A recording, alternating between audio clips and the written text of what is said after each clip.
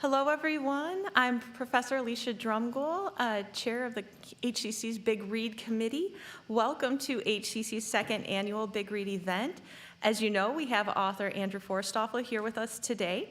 But first, I would like to introduce the co-chair of my campus book committee, Dr. James Klauber. So, welcome, Dr. Klauber.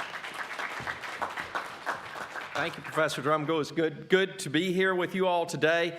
We had a little donor reception last night for Andrew, and the question routinely comes up to me in the community from how do you select a book? How does this committee get together and pick a book? And they're always thinking that there might be some kind of agenda behind how that book's selected and how that works. And I said, well, no, it's not really quite that sophisticated. We first off, we want to pick a book where the author is living. That's usually a key thing. So Andrew checked the box there, and we were glad for that. Absolutely. The next thing is we need to find a book that is kind of accessible. In other words, we can get it in a paperback. I have a book I want the committee to look at for next year. Unfortunately, it's only hardbound, so it probably won't be our book because it's not affordable and easy to get out. The other thing we want to try and do is find an author who is accessible, not someone who maybe lives in the remote wilds of Tibet, who would be very hard to get to Maryland to come and speak to you, because we do think it's important that if we can, that we try and get the author to campus to share their insights of their work with our students and with the community. So we worked over the summer and had about 4 or 5 books that we went through. Some we read all the way from cover to cover. Some we read about a third of the way through and said, okay, let's stop here. And but Walking to Listen was a book that just really stood out to all of us and had our unanimous support, and because we felt like it really spoke to or would speak to our students about things that issues that they are facing as they move forward with their lives. So let me introduce Andrew Forsthoefel. He's a speaker and group facilitator, a humanist chaplain, and the author of Walking to Listen, which is a critically acclaimed coming-of-age memoir of his 4,000-mile walk across America. His memoir has not just been used by HCC, it's been used in first-year seminar texts in high schools, universities across the country. His narrative has appeared in The American Life and The Moth. He works with groups of people at schools and nonprofits to build the listening-based culture of empowered vulnerability and authentic inclusion. His keynotes and workshops are designed to support the members of a community in connecting more deeply with themselves and each other through a diverse interface of their humanity. Andrew lives part-time in Portland, Maine, where he is a secular chaplain at the Good Medicine Collective, a nonprofit which provides transformational spaces for healing, personal and collective trauma in community settings. He has a private coaching practice and offers mentorship to young people with a focus in young men. He is currently writing his second book, a memoir on masculinity. I give you Andrew Forsthoefel. Andrew?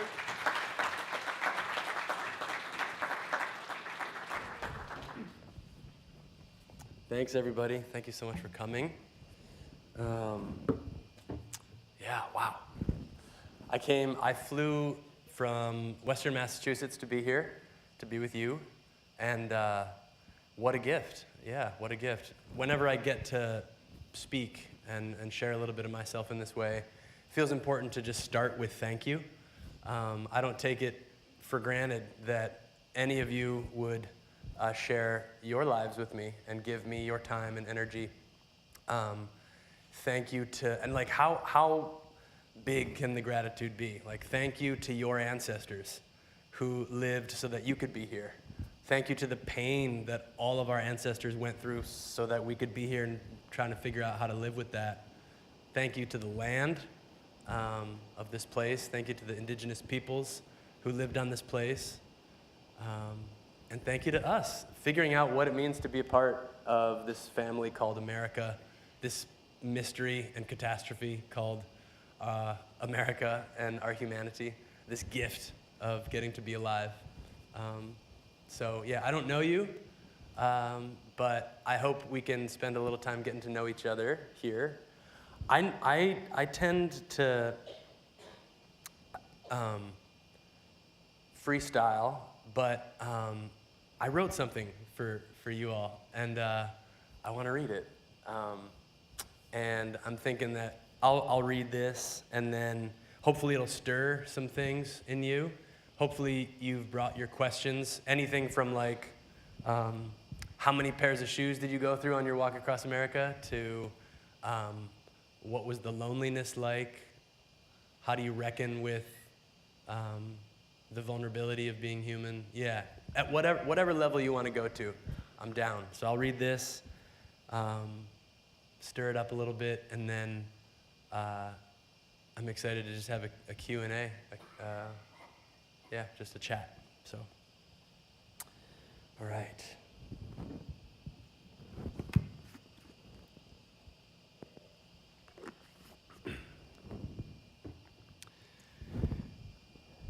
I had to walk all the way across America. I had to walk all the way across America to realize a very simple thing.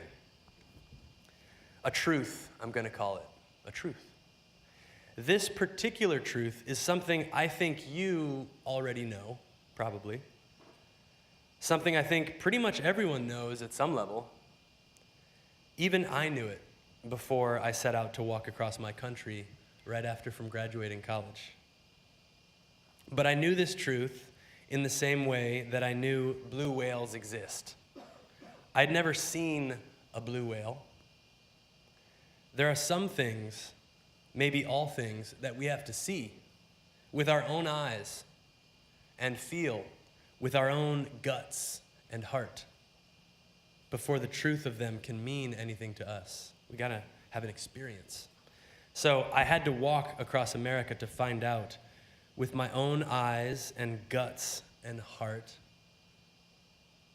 this one simple truth, that each and every one of us is sacred.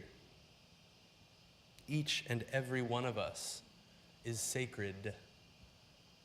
Sacred. You know what I mean, right? Each and every one of us is sacred? No? Have you seen this blue whale before? Let me explain what I mean by sacred. I do not mean something that should be worshipped, bowed down to in subservience. Although if we were to really listen to each other, if we really knew and understood each other, if we could hear the lonely secrets in the heart of the grocery store clerk, if you could feel the depression of the man who just cut you off in traffic, if we really knew who it was we were sitting next to, your professors, your classmates, if they trusted us with the truth of who they really are, their vulnerability, their humanity, we might indeed want to bow down to them. Not in subservience, but in reverence, the way you might bow down to the survivor of a catastrophe. Our humanity is the brutal, beautiful catastrophe we are born into. No matter how safe you play it, no matter how privileged you get it, to be human is to be vulnerable.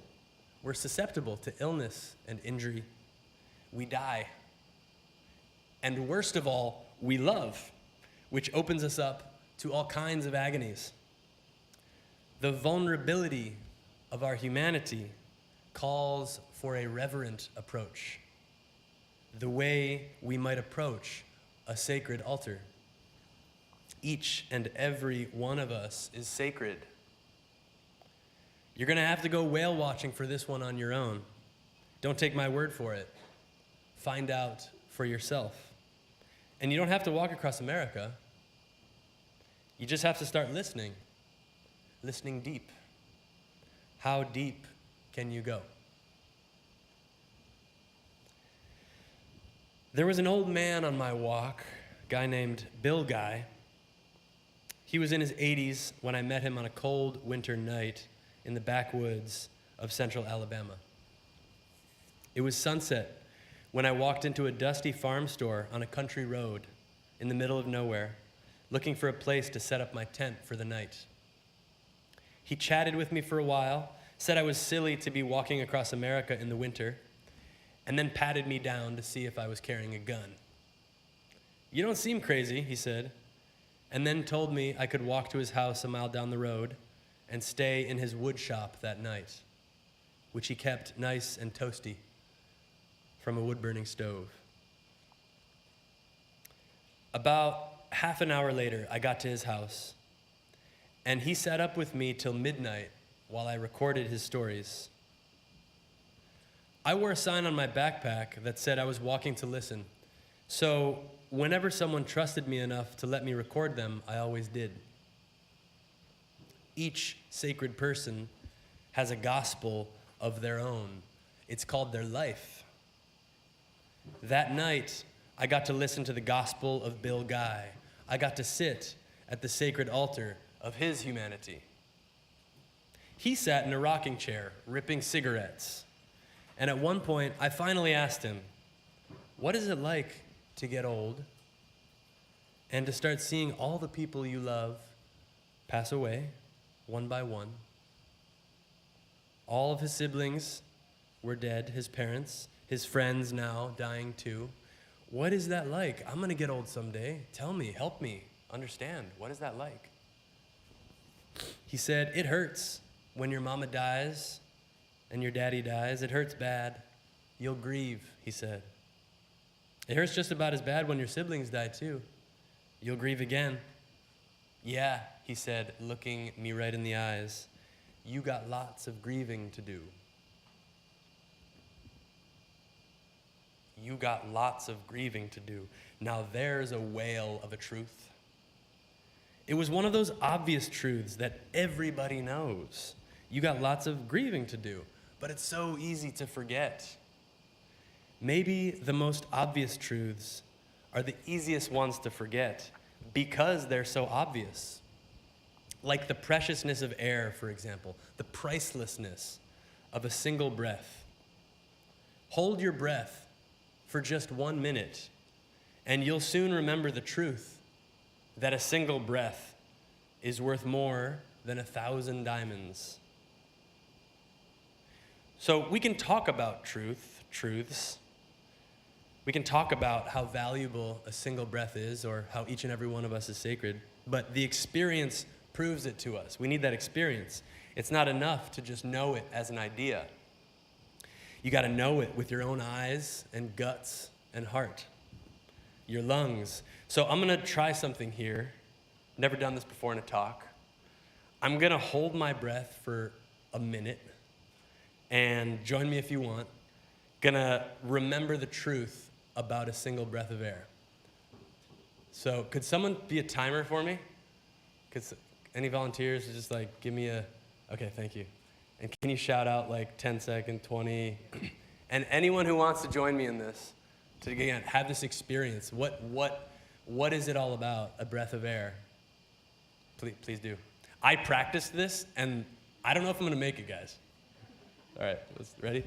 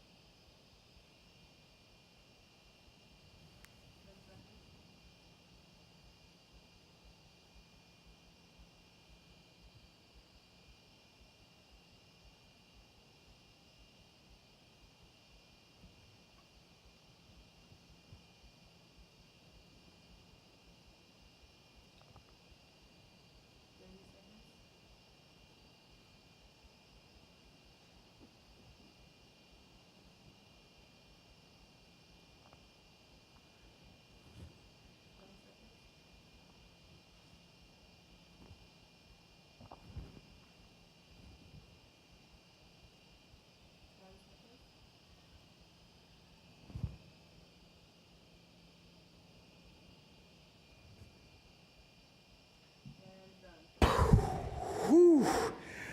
The truth is something you feel. You feel it in your lungs, your guts, and your heart.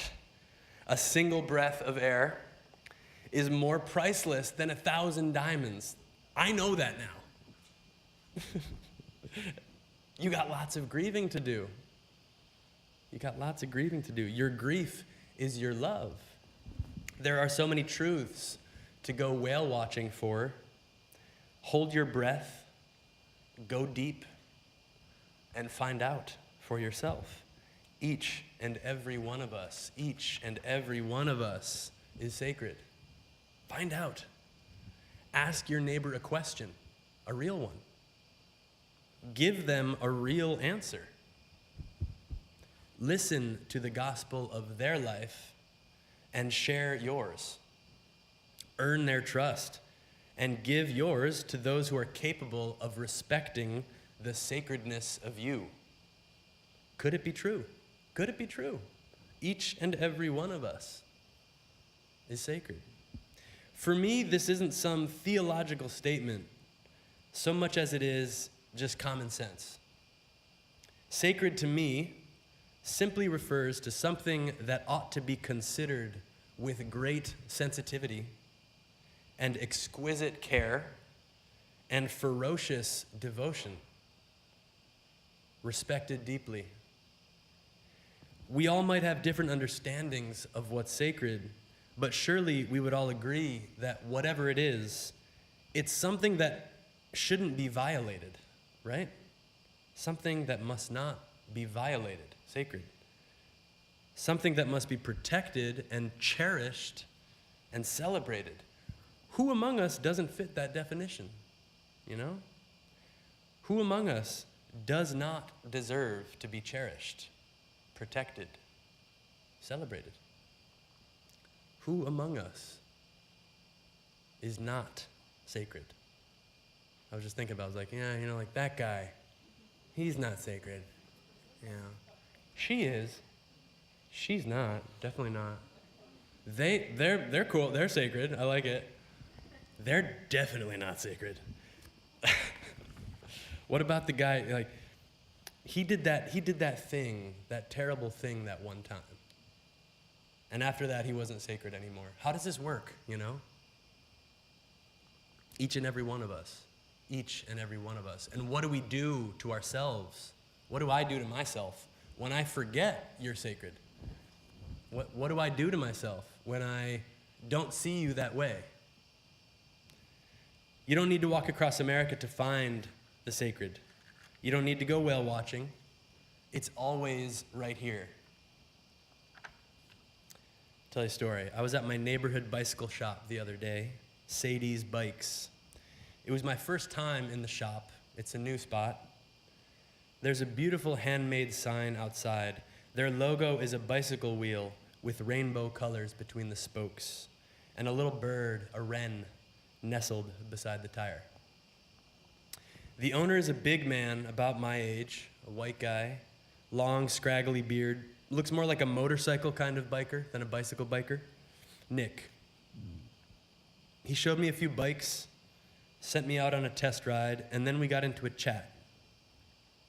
He told me he opened up the shop a couple years ago at a different location, but then the pandemic hit, and his landlord lost his mind, and so he and his wife had to find a new location for the shop, this one, right here on the river, down the road from my apartment. They reopened, and business was good. They were doing it. This was a dream he'd always had, to have a bike shop. "Who's Sadie?" I said, just as I was getting ready to leave. "She was our daughter," Nick said. "She was our daughter. She died in her mother's womb a week before she was supposed to be born. My wife gave birth to her stillborn. Her name was going to be Sadie Wren." He pointed to the little wren on their logo.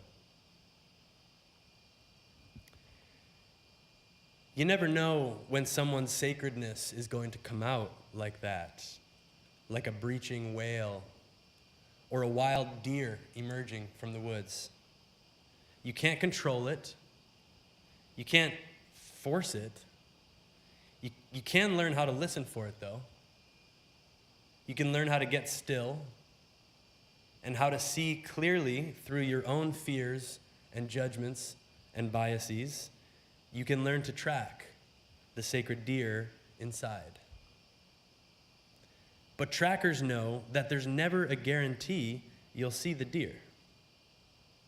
And when it's the sacred we're tracking, the holy humanity hidden inside the other, or we're searching for our own, there can be no tricks, no salt licks, or fake urine. The sacred deer inside someone else can smell bullshit from a mile away. The sacred deer knows what's true, knows what can be trusted. You're not just going to share your most vulnerable, sacred truth with someone who hasn't done the work to earn that glimpse of you, that glimpse of your parents' divorce, or that breakup you went through, your Sadie Wren. Or maybe your heart hasn't been broken yet, blown open by the fact of your human vulnerability. That'll come. You got lots of grieving to do. You ready for that? It's not a bad thing, it's a sacred thing. Who are you going to share it with? Show it to. Who has earned the right to see you? To really see you, who you really are? To become worthy of glimpsing the sacredness of someone else. To be trustworthy, this takes work. And this work of becoming trustworthy, the work of listening, the work of paying attention and tracking the truth, it's always right here, right now. Each and every one of us is sacred. Sacred, that which must be protected and cherished, celebrated, that which must not be violated. The fact that humans have been violating each other in so many different ways for so many years isn't proof that we are not sacred. Think about it. When a 2-year-old who's just learning how to use his body, who doesn't understand how to relate to other human bodies, when this child smacks his mother in the face, this is not evidence that his mother deserves to be hit in the face or that the child is evil. It's simply evidence of what the child has not yet learned. We're still children, it seems, when it comes to understanding what the sacredness within each of us demands and deserves. We're still learning how to relate to each other in a way that's guided by our understanding of who we are as sacred beings who belong to each other. So what if this wasn't just an idea, a bunch of words that some guy said up on stage once? What if you held your breath for a minute and found out the truth for yourself? What if each of us was actively exploring whether or not what I'm saying is true? What would that culture look like? What would that nation look like? What would that family look like? What would change in your classes, in your relationships? Each and every one of us is sacred. I was thinking, like, what would a party, like a kegger, like a college party, look like if everyone is like, whoa, each and every one of us is sacred? Okay, we can still have fun. You know, I was just like, what would that look like? But what about the assholes, right? Right? The criminals. What about the people you disagree with, who just won't listen, who've hurt others, who don't care at all about the sacredness? What about those people? I think there's a sacred deer inside each one of us, no matter how deep in the dark forest it might be. There was a guy outside New Orleans on my walk on the bayou who cursed me out from his front porch on the side of the road for being a northerner, a Yankee. Yeah, just went for it. He was like, what are you doing? Because I had my big backpack. I was walking along, and I was like, oh, I'm walking across America. I started in Pennsylvania. Oh, so you're a effing Yankee. You know, I'm like, whoa, yeah. I'd never been verbally attacked like that before. I didn't yell back. I tried to get still, tried to listen. But after he kept yelling at me, I just said thank you and turned to keep walking. Hey, wait, the guy said suddenly. Yeah? I said, turning around. Do you like beer? He goes, yeah. You want one? 1 hour later, I was sitting at this man's kitchen table, and he was telling me all kinds of nasty stories about how violent he was and how racist he was, almost like he was baiting me into despising him, like testing me, showing me just like the worst of himself, you know? When suddenly he let it slip, almost like he didn't mean to, he said, I was pissed off that day because I had to bury my son. There it was, his Sadie Wren, his deer. That glimpse of his vulnerability, his pain, his sacred humanity, worthy of great sensitivity and exquisite care and ferocious devotion, doesn't excuse his violence, his racism, his ignorance, but makes it less possible for me to respond in kind. In kind meaning it's just harder to hate someone when you've seen their pain. It's hard to judge someone and just I wish you just didn't exist. You're a problem when you've been given a glimpse into, oh my God, that's what you've been through. Again, it doesn't justify violation, but it illuminates or can illuminate the ignorance I would have about someone like that. It's our pain that has the power to connect us. It's our pain that has the power to connect us. If only we weren't ashamed of it. If only we didn't run from it and pretend it doesn't exist. If only we knew it was sacred. But some of us do know. Some of us are trackers of the sacred, seekers of the truth. When we see the pain, even when it hisses and spits at us from the side of the highway on the bayou, we can see it for what it really is. A funny way of asking for help, as one of my teachers would say. We do have some funny ways of asking for help, don't we? The thing about glimpsing the sacred vulnerability of someone's humanity, their Sadie Wren, is that it makes it much more difficult for you to hate them, or judge them, or wish they just kind of didn't exist. Seeing the truth of someone's pain can break the cycle of ignorance, which only creates more pain. By that I just mean, when I'm ignorant as to the truth of you, I relate to you from a place of ignorance. And when I don't know who you are, when I'm ignorant about who you actually are, it's going to be much more likely for me to mistreat you or misunderstand you or not see the deeper truth of what you're going through and who you are and what you love and what you're scared of. And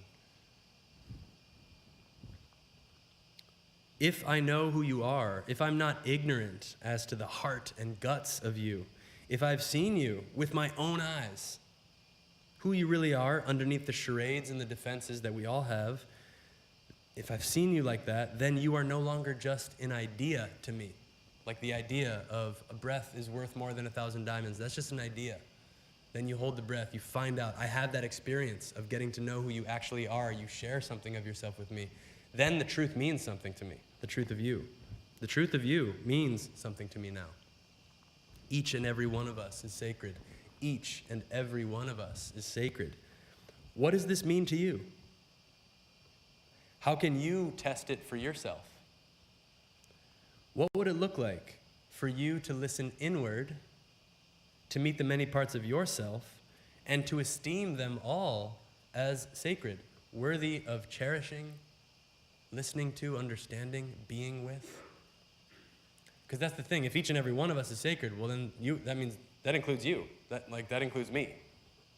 And who am I? Oh, well, I'm a lot of things. I'm anxious sometimes.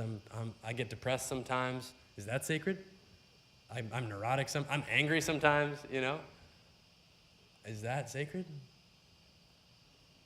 What does it mean to you? What does what I'm saying here mean to you? Walking across America was much less glamorous than it might sound. Mostly I was alone on the road, putting one foot in front of the other. No smartphone, just kind of there with myself. The anger, the sadness, the loneliness, the hope. I had time and space and solitude to feel things I had been running from for years. My parents' divorce, that breakup that I went through, and so much more. Eventually, as I approached the Pacific Ocean after almost a year of walking, I started to think about my death.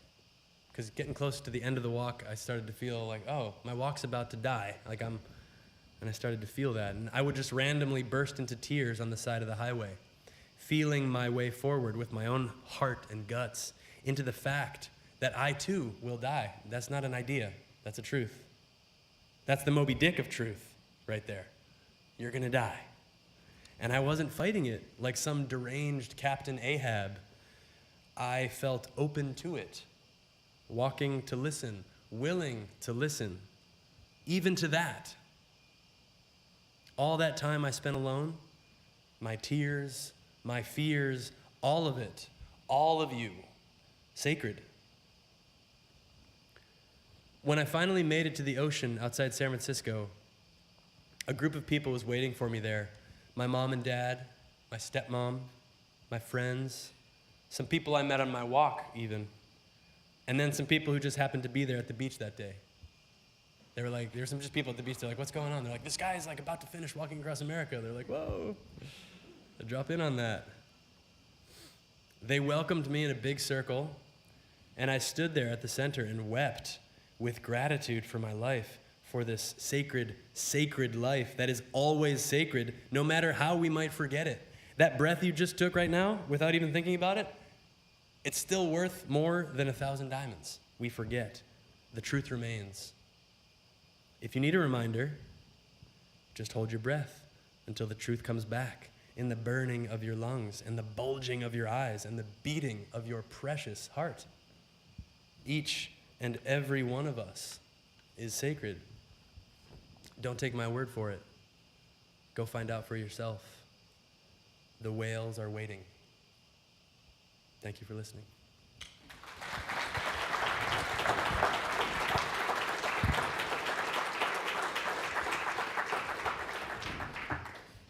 So, yeah, stirring the waters a little bit.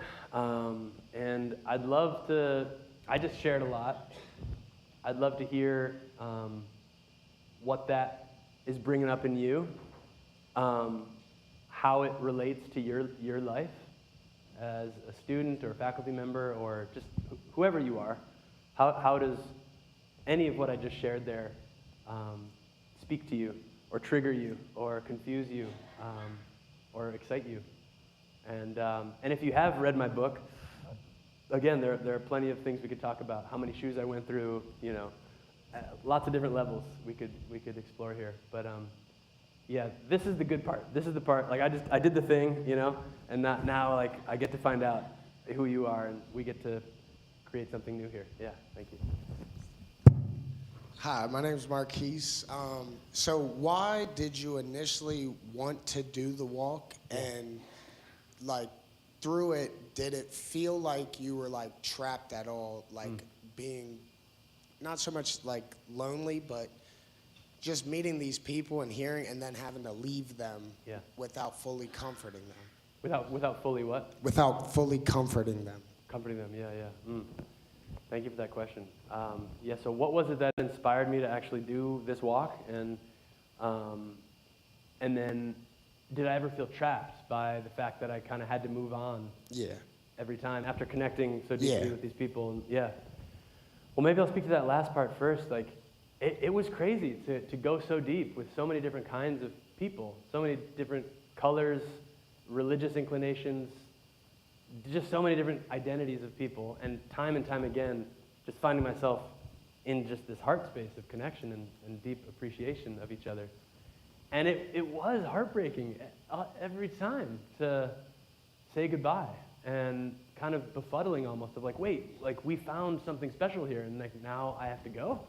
And one of the biggest parts of my walk was having to face my solitude.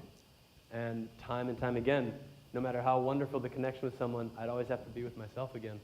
And that to me, in some ways, was maybe the biggest teaching, was what I got to experience in my own solitude, and to realize I am my own best friend, you know? Like even if it doesn't feel like it, even if I feel like crap, you know? Like I'm the guy who's there with me the whole way. All the time. Yeah. You know, like Exactly. no one else. Yeah. It's this guy. Right. And so that, I think, and just encourage for each of us, again, solitude is scary sometimes. And what am I going to see in there? And what am I going to feel? And am I going to be lonely? And it's like, yeah, it's going to be lonely. It's going to be hard. And I would just encourage, again, it's like the hold your breath thing. It's like find out for yourself what your solitude's all about. But that was, yeah, it was hard. And what inspired me was, I shared this a little bit last night. When I graduated from college, I felt like I was missing something in my education. And that thing was just the deeper curriculum of my own humanity. The experience. Yeah, the experience, exactly. I'd been gifted with all of these classes and teachings, and helped me become a writer, and help hone my critical thinking mind. But who is this heart? The wisdom and understanding without the experience. Yeah, and who are we? And I wanted to cultivate my relationship with myself, and then find out if it was true that we are a beautiful people. So Awesome. Yeah. Thank you for Thanks, walking. Thank you. Thanks so much for being here. All right, thank you.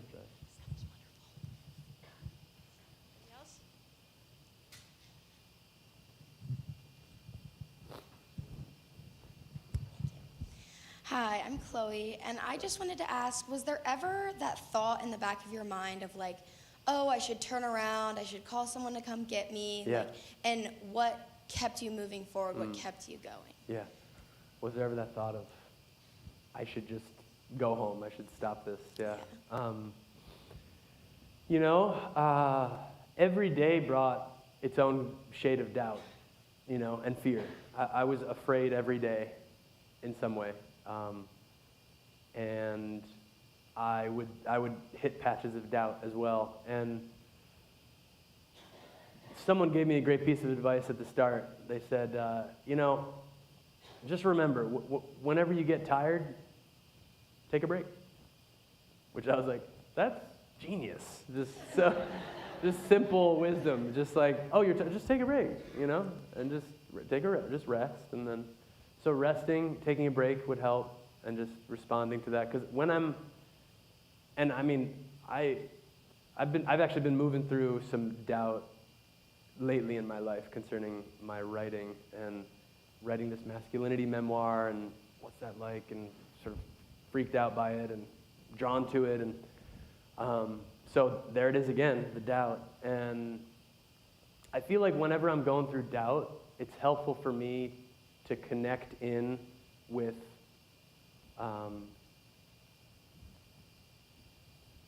like for the legitimacy and the validity of my desire, the legitimacy and validity of my desire to do something, whether it's walk across America or write a book, and to just trust myself, So when I was walking, one of the things I would do is I would just remember all of those amazing experiences that I'd had with people that got me to that point of doubt.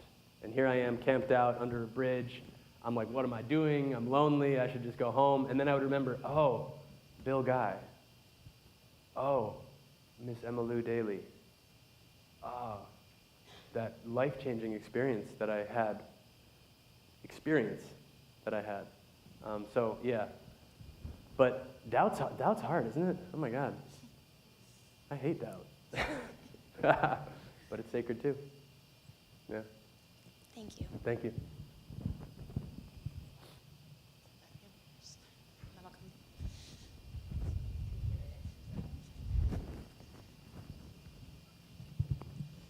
So my My name is Tori. I'm from the South, and I was just wondering, that guy outside New Orleans, were you intimidated by him? Because, like, I'm sort of used to that.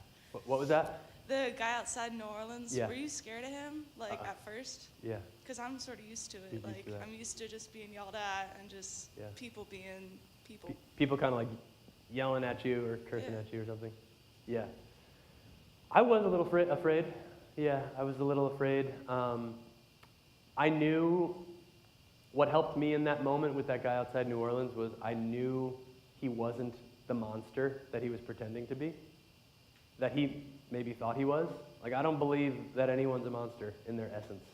And so when someone is behaving as if they are, I try to remember this thing of like, oh, you're confused, like you're forgetting who you are right now. I know something about you that you don't even know, and that is you're sacred, you're beautiful, you're worthy, you're human, and I'm going to try to relate to you as if that's actually true. I'm going to relate to you in that way. And the thing that I learned on this walk is respecting people and really authentically like walking with that respect of remembering that these people are beautiful and belong here, no matter how confused they might be, ignorant they might be, how much pain they might have. It's disarming, to be respected these days. And so when someone comes up to you with that willingness to listen, I found that it was quite transformative. Not only for people, like the people I was listening to, but for me, like that experience. The end of that story is at the end I didn't know his name, so I asked him, I was like, so what's your name, man? And then he kind of squinted his eyes, like suspicious again. We just had this beautiful, just heart-to-heart connection, and then I was like, what's your name? And he's like, and he goes, my name's Bond, James Bond. I was like, all right, we can go, that's as far as we'll get, So, yeah. Does that answer your question, or? Yeah, I did. I was actually expecting him to say Bubba. Bubba, yeah. Yeah. Questions? Good morning. My name is Michelle. Thank you so much for that, and just your experience and what you said about being your own best friend. Yeah. So my question for you, what was the lowest point for you, and what was a point where you're like, I think you may have answered the point where you knew why you were doing it, and what was your biggest inspiration to keep you moving forward and going on your journey? Yeah. What was one of the lowest points?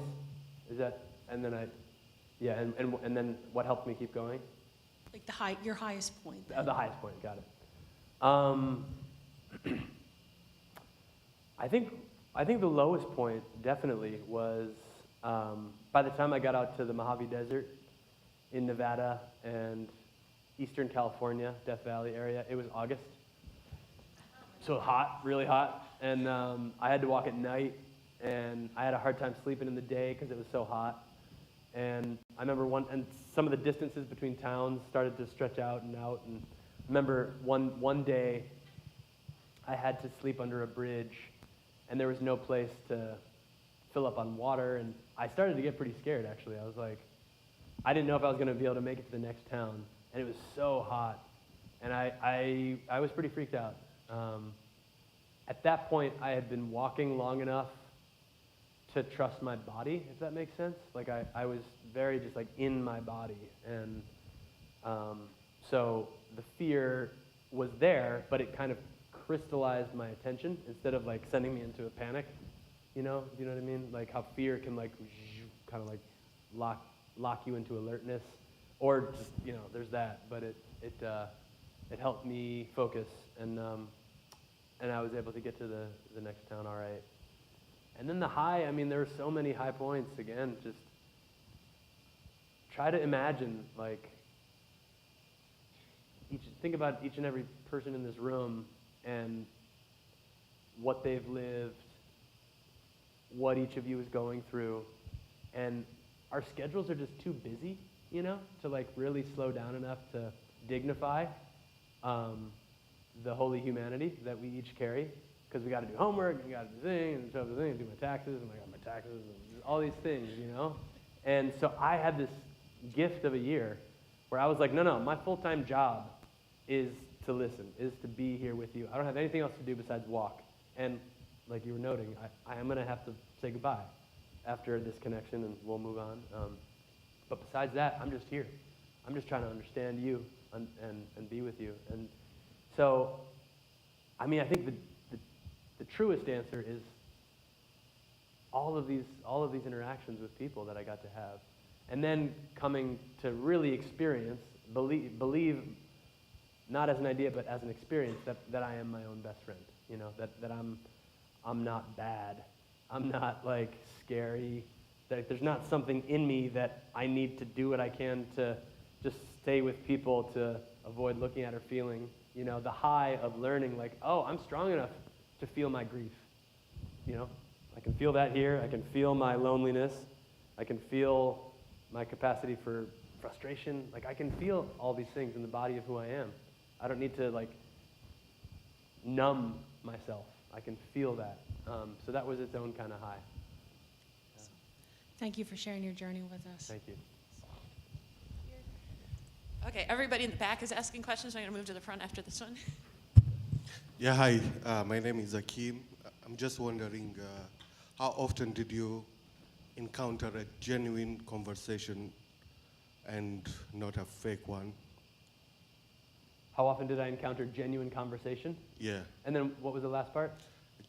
Not a fake story. Because Oh, not a fake story. Yeah. Great question. Yeah, because how do you find your way into a genuine connection and conversation? I think because I kind of committed to making this like my work on that year of walking across America, I actually was lucky, blessed, however you want to see it, to have many, many genuine conversations. And I know what you mean, because like, are we just kind of up here, or is it going deep? And I think people could feel, many of the people I met could feel my authentic desire to know who they are. I wasn't messing around, you know? I wasn't trying to get something from them. I wasn't trying to evangelize something to them. I wasn't trying to sell them something or get something from them other than their stories, their truth. And that's a good, again, there are no guarantees when it comes to creating a genuine connection with someone, but an earnest desire to know somebody else is a great place to start.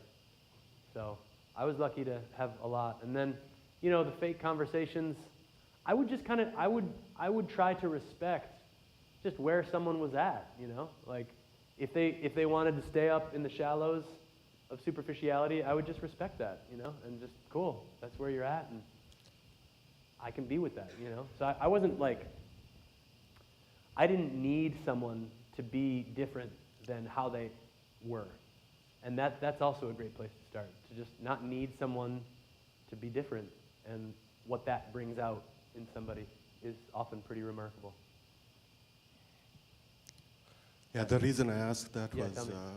I had an experience with 15 years trucking. The rule is you speak to somebody when you need something or when they need something. Yeah.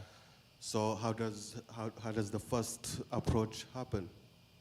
Can you repeat the question one more time? The rule of the road is you approach somebody when you need something. Yeah, Maybe there's right. you broke down, Right. or you're just upset. You want to talk to somebody. Right. You don't approach somebody just without any Right. reason. True. Yeah. So how is that Yeah. the first engagement? How does that happen? Right. Yeah, just that dynamic of when you're on the road, you don't really approach someone unless you need something from them. And so how did that play into my interactions with people?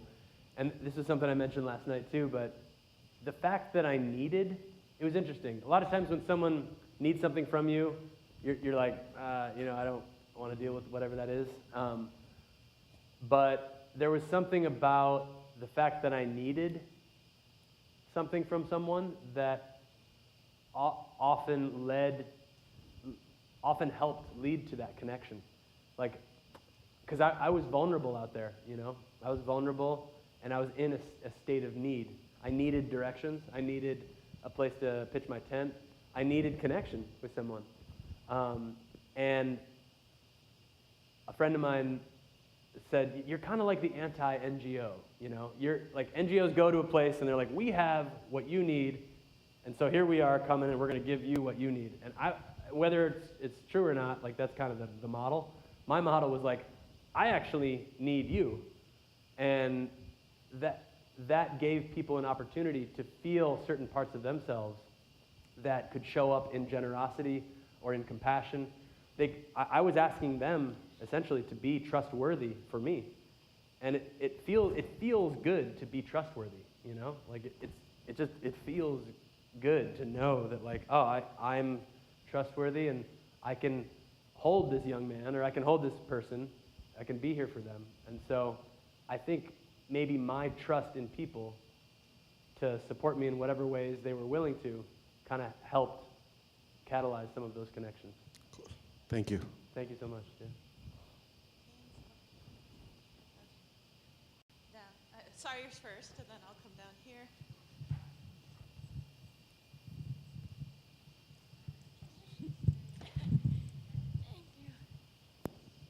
I'm Sophia Myers. I have two questions for you. Okay. Number one, who is your favorite interaction and why? That's a great question and so hard to answer. And one more. And who's your least Yeah. favorite and why? Yeah.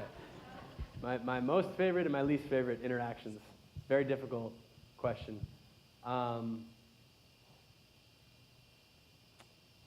Well, there was an interaction I had somewhere in maybe Arizona, and it was someone. I don't want to get too into it, but it was someone who was coming on to me in a way that was kind of unwelcome. You know, I was just like, yeah, like I'm on the road, and they were like, oh, because I had my cowboy hat that I wore to like block the sun, and they were like, oh, you're a pretty little cowboy. I was like, nah, you know, I'm good. So, boundaries. And yeah, my favorite interaction, again, like anytime I found myself in genuine conversation, genuine connection with anyone was a sacred experience for me. It was a favorite, you know, it was a favorite. But I would say that a series of connections that was especially meaningful to me were the connections that I got to experience on Navajo Nation. I'm a white man. I'm the white man, you know? And walking through the Native American reservation, the Diné people, I was like, how's this gonna go, you know? Like, if hatred is ever justified, which is a philosophical question unto itself, but if it is, surely the Native American people would be justified in hating the white man, you know? I'm not saying that hatred is justified, but I'm just saying, if anyone, it would be understandable, given what white folks did to come here. It would be understandable if they didn't want to connect with me, or you know, worse, like if they. I was just kind of preparing for the worst, you know, as a white person walking through the Navajo Nation, and gosh, I was so humbled by the way I was received in Navajo Nation. Time and time again, Navajo people seeing underneath the skin color, seeing into the heart and the soul of who I was and what I was trying to do, and supporting me, and not relating to me with anything other than respect. And so that really, that was powerful for me, because it made me realize that if they don't hate me, then I'm not allowed to hate me, you know? Like, I saw the best of humanity in how they chose to relate to my presence there and inspired me to want to be like that as well. So thank you for the question.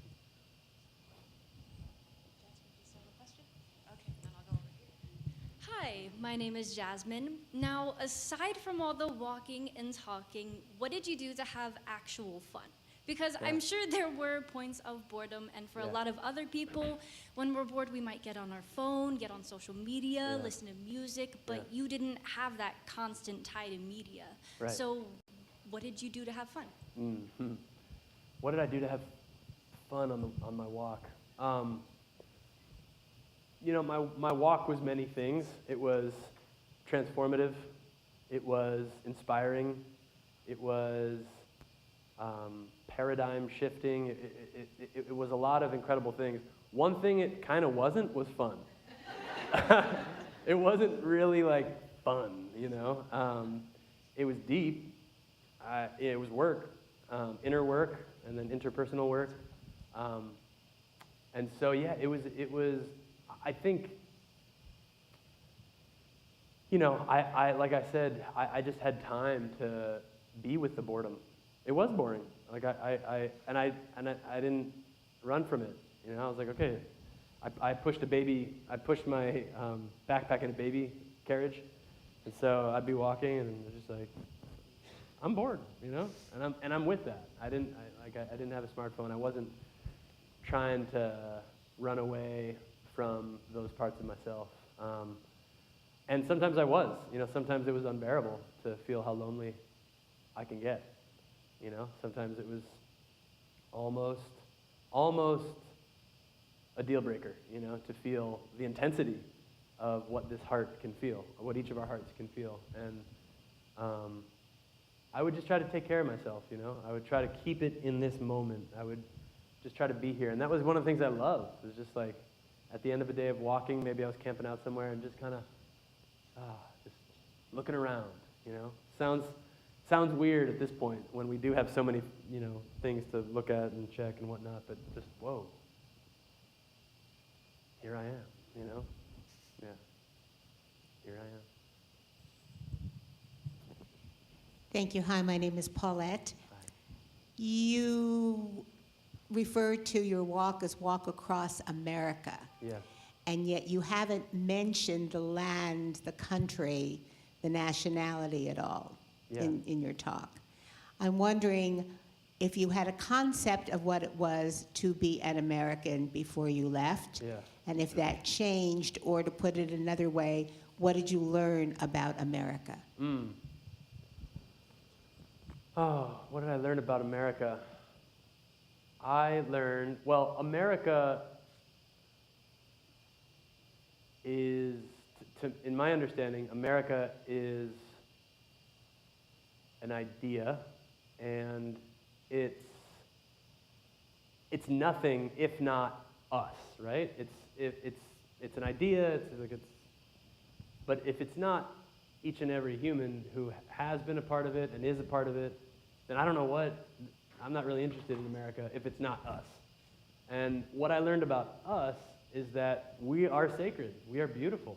We are confused. We are hurting. And we are worthy of each other. And we belong to each other. And I would just love it if America knew that, you know? Like if we in America understood, again, the sacred nature of each of us in America that create America. And then Father Greg Boyle has this line about we belong to each other. And oh my God, what would be different if we really understood that I belong to you and you belong to me. The Navajo Nation, I belong to them.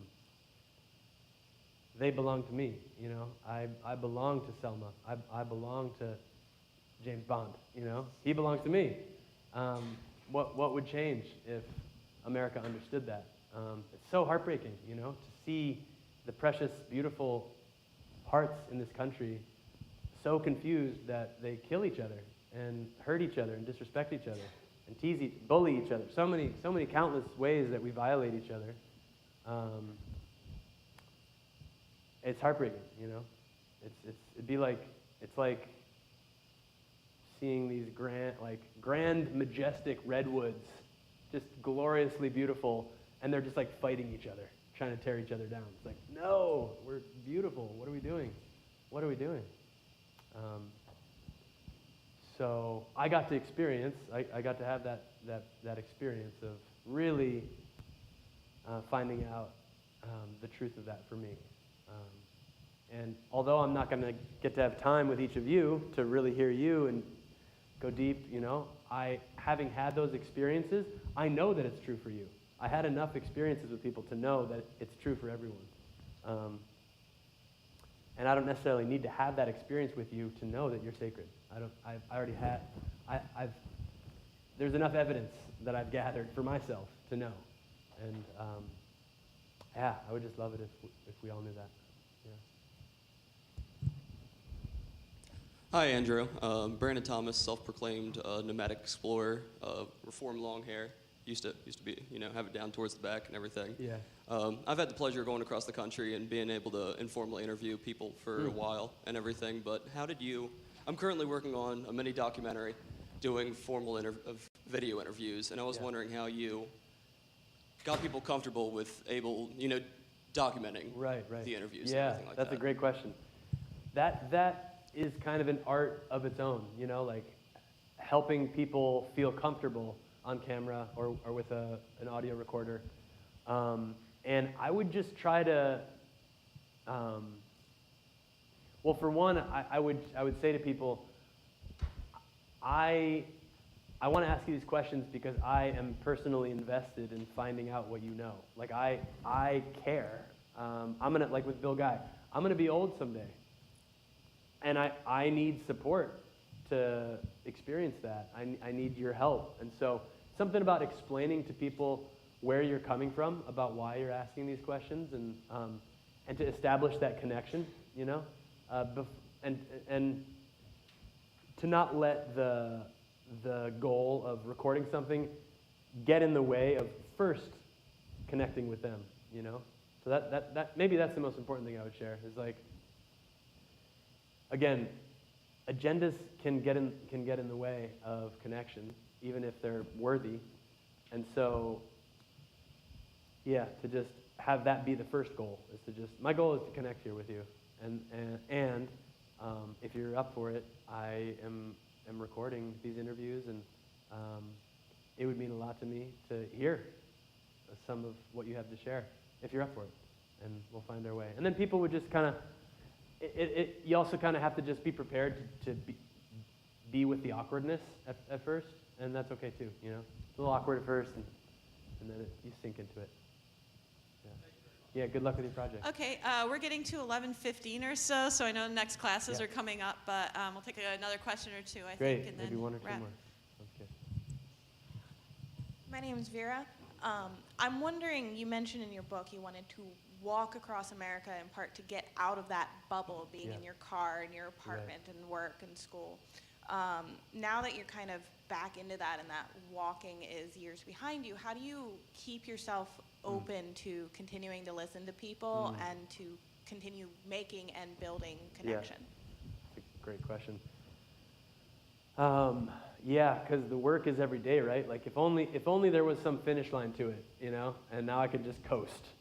But there's always the next person. There's always the next guy who cuts you off in traffic. There's always the, and so I think for me, like as I was writing this for you all, I started just saying that to myself as I would interact with people. In the airport coming down here, it's like the line is taking longer than I want it to, and this person in front of me is, oh my God, and then each and every one of us is sacred.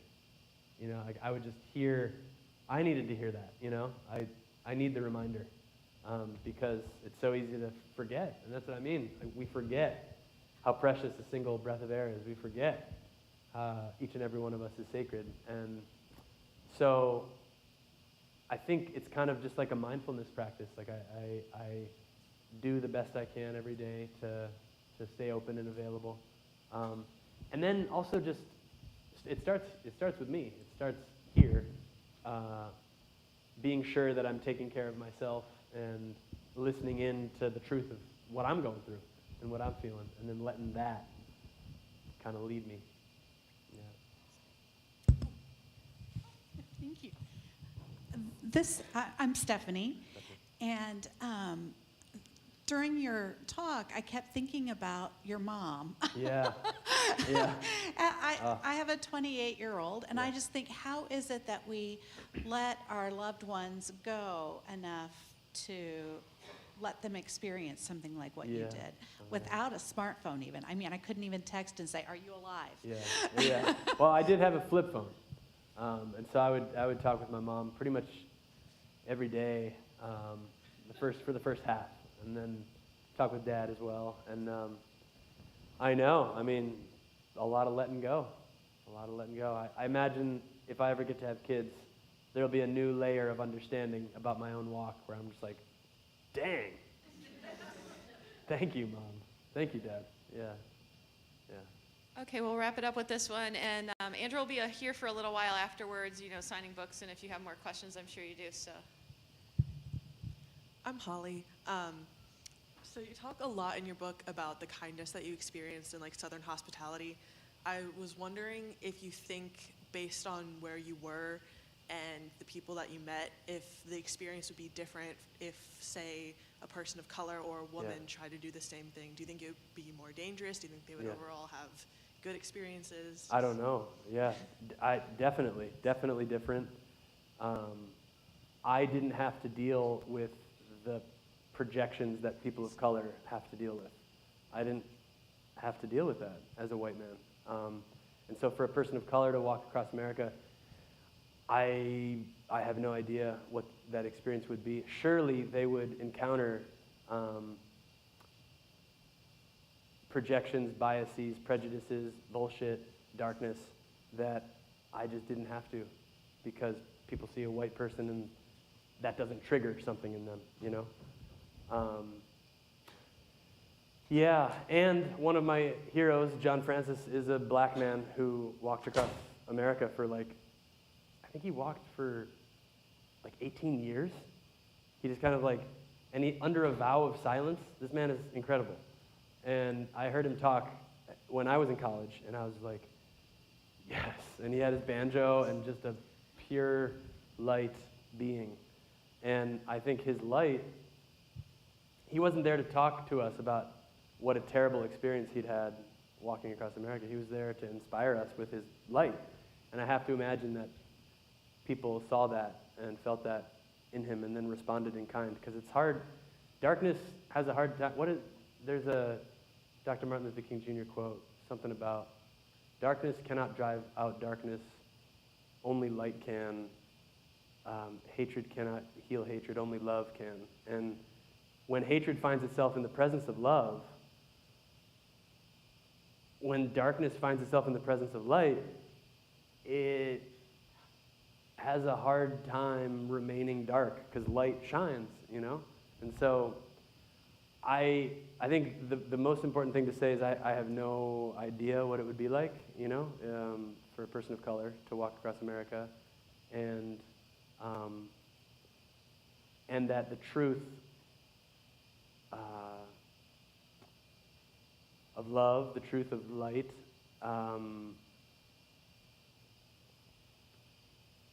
moves. It moves. It connects. It has impact. And but yeah, we were talking about it last night. Someone said, "Do you think it'd be wise? What about today?" This was 10 years ago that I did my walk. What about today? Do you think it's safe to do that? And my answer is, there's always going to be good reasons not to do something like this. There's always going to be good reasons not to put yourself out there, whether it's a walk across America or just risking sharing your vulnerability with a friend. There's always going to be good reasons not to. And so it's going to be up to each of us to really feel into what feels appropriate and how we want to risk sharing ourselves with the world. So thanks for the question. A really important question. Yeah. Thanks, Andrew. We actually have one more last question. Okay. All right. Awesome. Hello. My name is Mari. While you were talking, I was curious, when you were making a connection with someone, and you were listening to their, their story, how did you feel? Like, did you ever feel like helpless? Yeah. Listening to their experiences and such? Yeah. How did I feel listening to people's stories and experiences, and did I ever feel helpless? I think mostly what I felt, the main thing I felt maybe when someone chose to share something deep with me about themselves was a feeling of, I am so honored to receive this gift.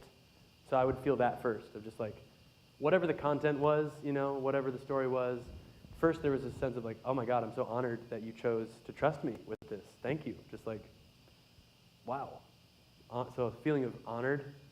And then yeah, I mean, some of those stories and experiences were so hard to hear and heartbreaking, and there was a celebration that I got to feel of, we get to experience this together. Like you're not hiding it, you're not ashamed of it, you're not.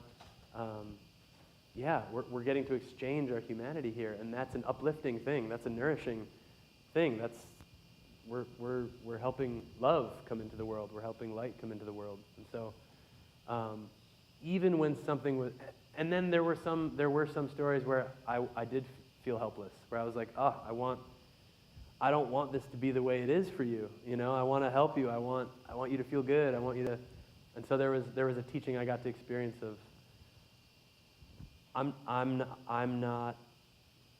Yeah, it's powerful to just be with someone exactly as they are, instead of trying to fix them, or save them, or change them, even if what they're going through is brutal, and to just be that presence of, here you are, and I can be with you exactly where you're at, and I don't need you to be any different. It's powerful. So I would feel that too. Yeah, and that's what I again, like, I got to walk across America. I got to have these experiences, and I got to share these words with you here today. In the end, it doesn't really matter what I have lived or what I have shared with you today. What matters for you is you and your life and the people you're living with. And so my hope when I get to give a talk like this is that it inspires some curiosity about how some of these things might relate and apply to your own your own walks, your own lives. Each and every one of us is sacred. What if it were true? Go find out, Thank you. Thanks so much. Thanks, everyone. Thank you for your wonderful questions. Thanks, everybody. So the formal Q&A part is over. If you have an 11:30, get to class. And Andrew will be here for a little while, and probably some of you can get a book signed or maybe ask a question off the mic. Thank you all so much for coming. This was a great event. Thank you.